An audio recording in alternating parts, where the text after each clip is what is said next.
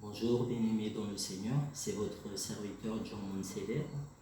J'ai à cœur de partager avec vous un message que le Seigneur a déposé dans mon cœur.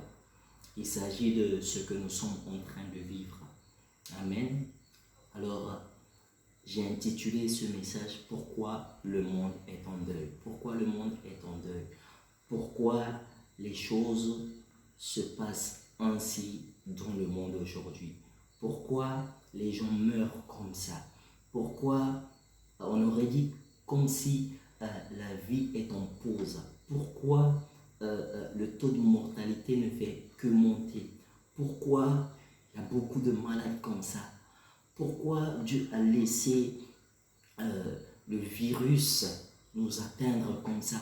Pourquoi le peuple de Dieu vit une telle chose? Pourquoi les êtres humains subissent une telle chose? Pourquoi? Je sais que plusieurs personnes posent beaucoup de questions et j'espère qu'à travers ce message, Dieu va te répondre. J'espère que à travers ce message que je vais libérer par la grâce de Dieu, tu auras un certain nombre de réponses à tes questions. Amen. Alors, comme vous le savez tous, nous sommes dans une situation très compliquée, très difficile. Les gens meurent, beaucoup de personnes meurent et ça ne cesse pas. Ça ne cesse pas. Mais nous croyons que ça va changer. Nous croyons que notre Dieu est grand et notre Dieu va agir. Amen. Alors, moi aussi, j'ai posé des questions au Seigneur et le Seigneur m'a répondu. Moi aussi, j'ai posé un certain nombre de questions au Seigneur et il m'a répondu. Et c'est pourquoi je fais cette vidéo pour pouvoir partager ce que Dieu m'a dit, les révélations que Dieu m'a données. Je fais cette vidéo pour pouvoir vous partager cela. Amen. Alors tout d'abord, vous devez savoir que nous sommes dans une guerre. Nous sommes dans une guerre. Cette guerre est tout d'abord spirituelle. Éphésiens 6, à partir du verset 12, nous dit « Car nous n'avons pas à lutter contre la chair et le sang, mais contre les dominations, contre les autorités, contre les princes de ce monde de ténèbres, contre les esprits méchants dans les lieux célestes. » Donc, nous sommes dans une guerre et cette guerre est tout d'abord spirituelle. Voyez-vous comment les gens meurent? C'est l'esprit de la mort qui s'est levé pour attaquer les êtres humains.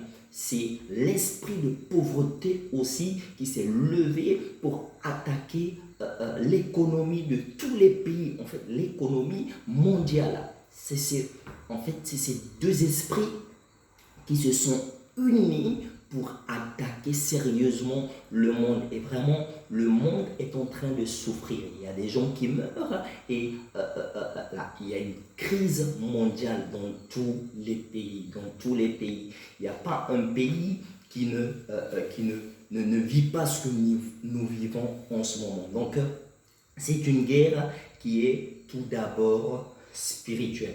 Elle est aussi physique aussi, parce que beaucoup de personnes vivent dans la pauvreté, beaucoup d'entreprises tombent en faillite, beaucoup de choses se passent, même dans le naturel, nous vivons une difficulté réelle. Tout le monde vit cette difficulté. Nul n'est épargné, même pas les enfants. Les adultes ne sont pas épargnés, les hommes, les femmes, tout le monde est concerné. Amen.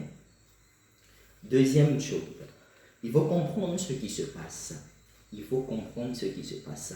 La Bible nous dit dans Exode 1, à partir du verset 7, il nous dit « Les enfants d'Israël furent féconds et multiplièrent. Ils s'accrurent et devinrent de plus en plus puissants. Et le pays en fut rempli. » Verset 8 dit « Il se leva sur l'Égypte un nouveau roi qui n'avait point connu Joseph. Il dit à son peuple, voilà les enfants d'Israël qui forment un peuple plus nombreux et plus puissant que nous. Allons, montrons-nous habiles à son égard, empêchons qu'il ne s'accroisse et que s'il survient une guerre, il ne se joigne à nos ennemis pour nous combattre et sortir ensuite du pays. Voilà, donc Exode nous raconte l'histoire d'un roi. Un roi qui s'est levé pour attaquer les Israélites qui étaient en Égypte. Pourquoi? Parce que ce peuple-là était en train de se multiplier. Ce peuple-là avait la grâce de Dieu. Ce peuple-là était dans la volonté de Dieu. Ce peuple-là était en train de se multiplier et la Bible nous dit qu'il devenait puissant. Ce peuple-là devenait puissant. Et ce roi-là a dit non, regarde ce qui se passe, ce peuple-là est en train de se multiplier. Allons, levons-nous et empêchons ce peuple-là de se multiplier, empêchons ce peuple-là d'avancer, allons les faire subir, allons les maltraiter, allons les faire subir des choses incroyables. Et ils se sont levés, les Égyptiens, ils se sont levés et ils ont commencé à attaquer le peuple d'Israël qui était en Égypte. Ils ont fait beaucoup de choses. Ils ont attaqué sérieusement ce peuple. Ils ont fait souffrir ce peuple-là. Et même lorsque les femmes étaient enceintes, le roi avait donné l'ordre à ce qu'on puisse tuer les fils. S'il s'agissait d'un fils qu'une femme allait enfanter, il avait donné l'ordre à ce qu'on puisse tuer ces enfants-là. Donc, vous voyez comment c'est difficile. Eh bien, c'est exactement ce qui est en train de se passer d'une autre manière aujourd'hui. Cette histoire est en train de se passer aujourd'hui, mais sous une autre forme. Amen. La vision que le roi d'Égypte avait pour le peuple d'Israël en ce temps-là, c'était de les faire perdre de l'espoir, de les attaquer et de les affaiblir leur foi. Le but de l'adversaire, c'est de nous faire vivre en dehors de la volonté de Dieu. C'est de nous faire vivre loin de Dieu. C'est d'affaiblir notre foi en Dieu. C'est pour que toi, tu puisses dire que, mais comment ça se fait que Dieu laisse tout ça nous atteindre?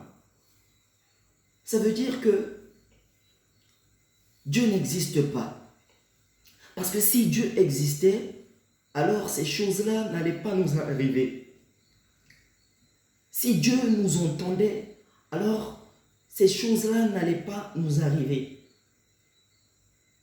Le but de l'adversaire, c'est de te faire penser comme ça, d'affaiblir ta foi, de te faire penser que Dieu n'existe pas. C'est de te faire penser que tu pries en vain. Tu pries un Dieu qui n'existe pas. Ou le Dieu que tu pries n'est pas capable d'exaucer tes prières. Et c'est totalement faux. C'est totalement faux. Le but de l'adversaire, c'est de te faire vivre des choses très mal. C'est de te faire subir la pauvreté. C'est de te faire vivre dans la peur. Ça, c'est le but de l'adversaire. Et tu ne dois pas tomber dans ce piège-là. Amen. La réalité aujourd'hui, malheureusement, c'est que beaucoup vivent sans Dieu. Beaucoup vivent sans Dieu. Beaucoup retournent dans le péché. Beaucoup vivent dans le péché. C'est comme si le péché est devenu une mode. C'est comme si Dieu n'existe pas. C'est comme si Dieu n'avait pas dit qu'il fallait vivre dans la sainteté. C'est comme si les gens se moquaient de Dieu. Les gens vivent sans Dieu. Et pour eux, il n'y a pas de problème dans ça. Ils vivent sans Dieu ils ne se cassent pas la tête, ils peuvent être toute une année sans même penser à Dieu, sans même lire la parole de Dieu, sans même prier, sans même chercher à savoir qu'est-ce qu'ils sont venus faire sur la terre, qui les a créés. Il y a des gens qui vivent comme ça, sans se poser ce genre de questions-là. Amen. Le but de l'adversaire, c'est de te faire vivre comme ça, loin de Dieu, dans le péché. Mais Dieu ne veut pas que tu puisses vivre comme ça. Dieu ne veut pas que tu puisses vivre dans le péché. Dieu ne veut pas que tu puisses vivre loin de lui. Il veut que tu puisses faire sa volonté. Il veut que tu puisses passer du temps dans la prière. Il veut que tu puisses chercher sa face. Il veut te délivrer. Il veut te rendre la vie. Il veut te donner la vie éternelle. Dieu t'aime. Il t'aime. Dieu t'aime. Et il va toujours t'aimer. Amen. Donc, comment faire? Comment faire? Romains 12, verset 2 nous dit, Romains 12, verset 2 nous dit, ne vous conformez pas au siècle présent, mais soyez transformés par le renouvellement de l'intelligence afin que vous discerniez quelle est la volonté de Dieu, ce qui est bon, agréable et parfait. Ce qui est bon, agréable et parfait. Amen. Donc, nous devons chercher ce qui est bon, agréable et parfait. Un être humain doit faire la volonté de Dieu. Nous sommes nés pour faire la volonté de Dieu, pas pour faire la volonté de l'adversaire, pas pour privilégier notre volonté, mais nous sommes appelés à faire la volonté de Dieu. Et nous devons faire la volonté de Dieu. Si tu meurs sans avoir fait la volonté de Dieu, c'est comme si tu es venu perdre ton temps sur la terre. Tu dois faire la volonté de Dieu, car Dieu t'a créé pour que tu puisses faire sa volonté.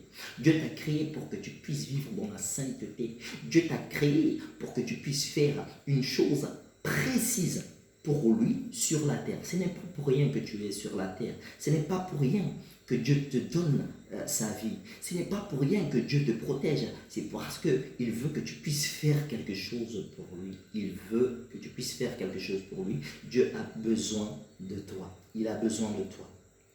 Faisons confiance à Dieu. Restons dans sa volonté. Parce qu'il veut que nous puissions vivre dans sa volonté. C'est ce qu'il nous demande. Gardons la foi en Dieu. Gardons la foi. Car dans une guerre spirituelle, ceux qui n'ont pas la foi sont déjà des perdants. Il faut la foi. Il ne faut pas que notre foi s'affaiblisse. Il faut qu'on garde la foi en notre Seigneur. En notre Seigneur, il faut qu'on puisse garder la foi en notre Seigneur. Le bouclier de la foi, nous l'avons besoin. Amen. Dieu va nous sortir de cette pandémie. Tout comme il a fait sortir le peuple d'Israël de l'Égypte, il va nous faire sortir de cette pandémie. Dieu va nous faire sortir dans cette période. Dieu va nous faire sortir dans ces moments difficiles. Dieu, le Dieu que nous servons, est un Dieu fidèle. Et il va nous faire sortir. Nous n'avons pas à craindre. Nous n'avons pas à penser de manière négative. Dieu, nous devons seulement garder notre foi en Dieu. Et nous devons savoir que Dieu va nous faire sortir de cette période difficile. Dieu, tôt ou tard, lorsque son temps arrivera, il nous fera sortir de cette pandémie au nom de Jésus-Christ. Alors, pendant que nous sommes dans ce moment, dans cette situation, ce que toi tu dois faire, ce que Dieu te demande de faire, c'est de rester connecté à lui. Tu as besoin de rester connecté à ce Dieu-là. Ne te détourne pas de lui, ne t'éloigne pas de lui, ne va pas vivre dans le péché, mais connecte-toi à lui encore plus. Lis ta parole comme si tu as vraiment faim de cette nourriture spirituelle. Lis ta parole. Tous les jours, tu dois lire la parole de Dieu. Tu dois passer du temps dans la prière. Passe du temps dans la prière, mon frère, ma soeur. Dieu te demande de prier sans cesse. Nous devons prier sans cesse. Et je t'encourage à prier, à jeûner, à intercéder pour ta famille, intercéder pour ton pays, intercéder pour le monde entier, parce que nul n'est à l'abri de cette situation. Donc, Dieu te demande de prier en faveur des autres. Tu dois prier en faveur des autres. Que Dieu vous bénisse abondamment.